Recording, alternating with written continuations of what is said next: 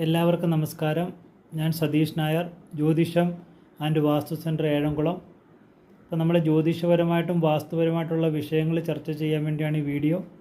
അപ്പോൾ ഇവിടെ നമ്മളിന്ന് ജ്യോതിഷപരമായിട്ടുള്ള ചില കാര്യങ്ങൾ പറയാം. അപ്പോൾ ചിങ്ങക്കൂറിലുള്ള നക്ഷത്രക്കാർക്ക് ഇന്ന് നമുക്ക് ശനിമാറ്റം മൂലം എന്തൊക്കെ ദോഷങ്ങളുണ്ടാകുന്നു എന്ന് നമ്മൾ ഷോർട്ടായിട്ട് പറയുകയാണ്.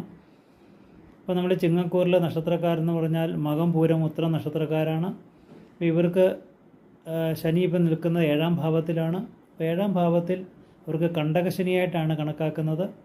അത് അവർക്ക് 8ാം ഭാവത്തിലേക്ക് സഞ്ചരിക്കുന്നത് 29 മാർച്ച് 2025 അപ്പോഴവർക്ക് അഷ്ടമത്തിലുള്ള ദോഷങ്ങളാണ് ഉണ്ടാകുന്നത്. അപ്പം കണ്ടകശനിയിൽ നിന്നും അഷ്ടമശനിയിലേക്ക് പോകുമ്പോൾ ഉണ്ടാകുന്ന ദോഷങ്ങൾ നമുക്ക് ഒരു പരിധിവരെ കുറവായിരിക്കും. അപ്പം കണ്ടകശനി മാറി അഷ്ടമശനി പോകുന്ന ആ ഒരു സ്ഥിതിയിലേക്കാണ് ഇപ്പോൾ ശനിമാറ്റം സഞ്ചരിക്കുന്നത്.